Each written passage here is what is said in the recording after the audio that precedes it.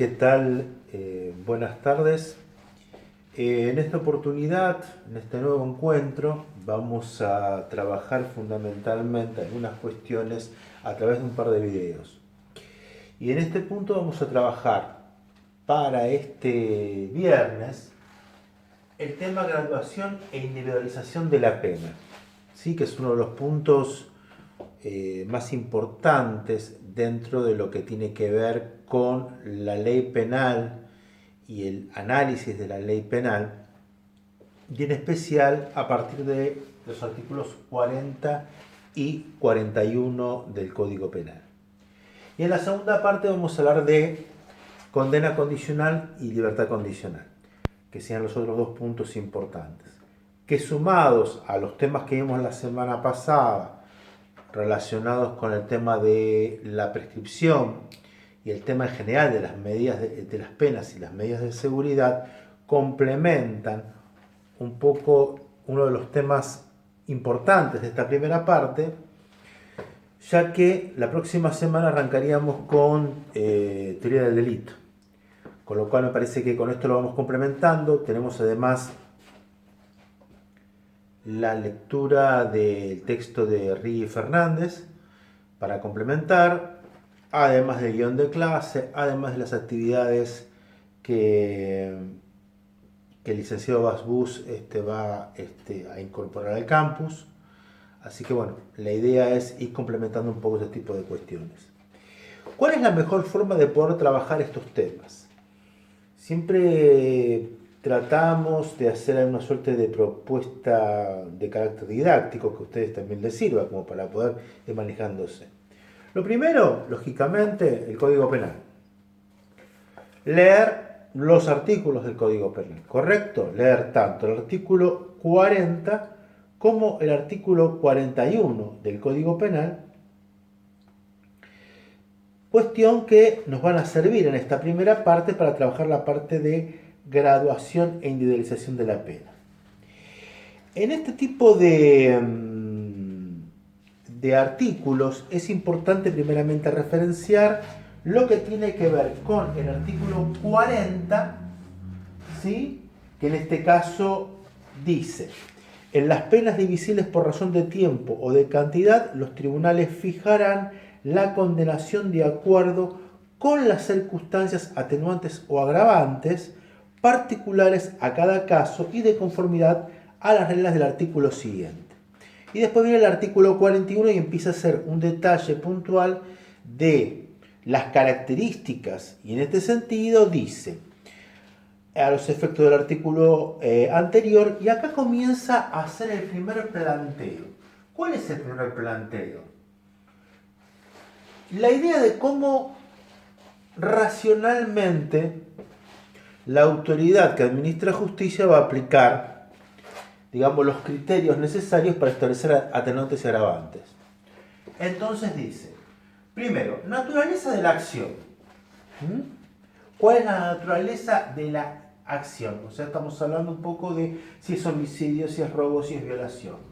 El medio empleado, si fue con violencia física, si fue a través de un arma, a través de amenazas. La extensión del daño. La extensión del daño en cuanto a lo que podríamos llegar a que se ha causado. Lesiones graves, gravísimas, la afectación a bienes jurídicos, patrimoniales, integridad sexual, y el peligro causado, o sea, lo que puede haber motivado toda esta situación y hasta dónde podría haber llegado en su máxima expresión.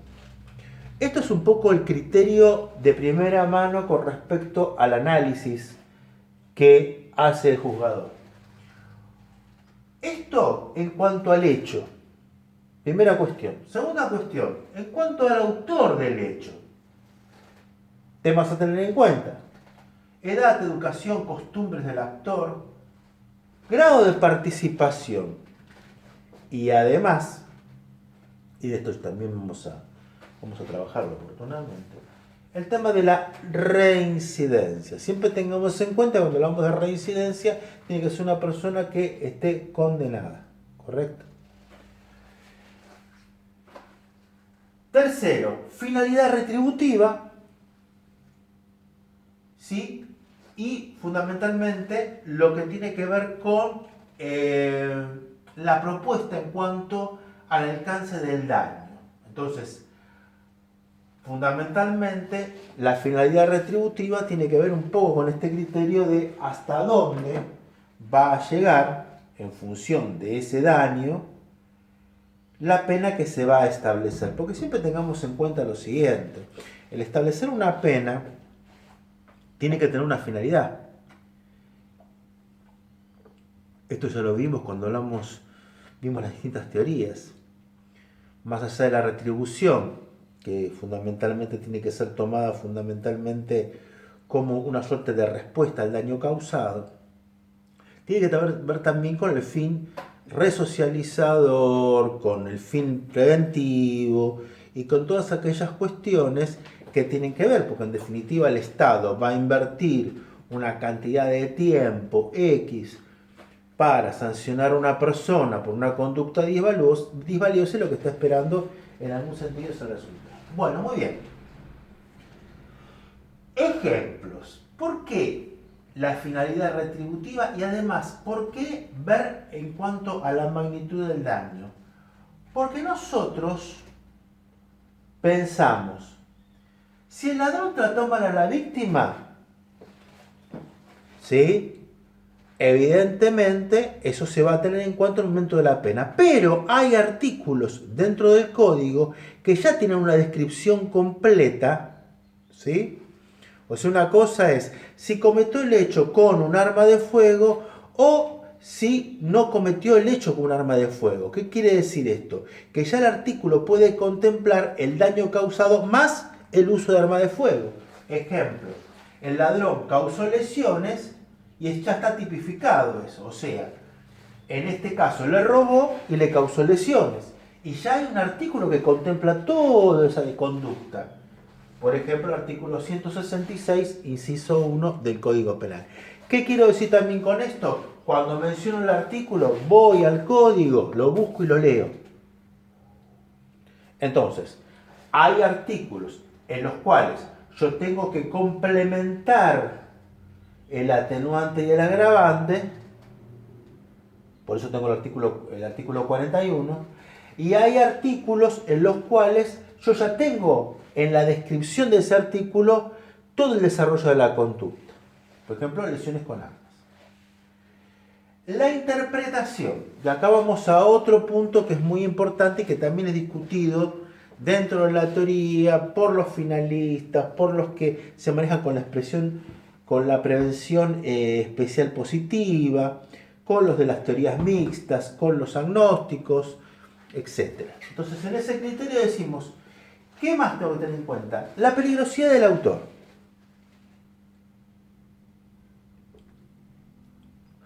Un tipo que sabemos que cada vez comete un delito, a la víctima, ¿sí?, le causa un daño muy fuerte, más allá de lo que le puede llegar a sustraer. O sea, además de violarla, le da una paliza y la deja con lesiones gravísimas. O es un sádico. Ese tipo de cuestiones hay que tenerlas en cuenta. Esto desde el punto de vista general, pero algunas posturas, entre las que se encuentran fundamentalmente teóricos como Zaffaroni, el criterio es solamente analizar el caso concreto, el hecho y la magnitud del daño causado, no meterse en sí en la personalidad del sujeto y de alguna manera incorporar en este sentido lo que podrían ser los agravantes de otras figuras por tiempo indeterminado, como aparecen reguladas en el Código Penal, en el artículo 52 y 53, en donde se hace referencia a este tipo de cuestiones. Entonces, yendo puntualmente al artículo 41, hay 4 puntos que son centrales. 41 bis, con violencia e intimidación, con arma de fuego, ¿qué se le incrementa? 1/3 del mínimo y del máximo. O sea, si es de 2 a 6, se le aumenta 1/3 más del mínimo y 1/3 más del máximo. En tanto y en cuanto esta ya no tenga, lógicamente, como dijimos, un artículo que haga una descripción completa. Entonces le tengo que agregar un tercio al mínimo y al máximo, salvo que ya haya un artículo que lo contenga. En el 41 ter, y esto es muy importante, tenemos la figura de la ley 27.304, que es la famosa ley del arrepentido o la del imputado colaborador, una figura que en los últimos años la hemos conocido bastante bien, especialmente por los medios de comunicación y especialmente por el rol de ciertos personajes que aparecieron en su momento, desde el muchacho este del cuaderno, o de los cuadernos, que nunca se supieron si fueron fotocopias o demás, el caso Fariña, y otros tantos, en donde también hay toda una cuestión en todo esto. Porque lógicamente, analizándolo hasta por criterios tales como los del derecho de defensa, nosotros tenemos la cuestión de, bueno, si colaborás, te queda una pena en grado de tentativa, y en muchos casos hasta te puedes ir a tu casa. Además de otras posibles compensaciones que sabemos que en esto también hay un criterio bastante ecléptico, no mezclado con lo político. Cuestión que ha llevado a decir que la figura de arrepentido tiene sus características, pero digamos que ha sido y es fundamental especialmente lo que es el desbaratamiento de organizaciones ilícitas, tomando como modelo ejemplos de lo que pasaba en Colombia en los años 90. Recomendación, leer la ley 27.304. Después tenemos el 41 quater, ¿sí? Que también hay un incremento de un tercio del mínimo y del máximo cuando se ha utilizado en la participación de ese delito a menores, o sea, un mayor que utiliza a menores para delinquir.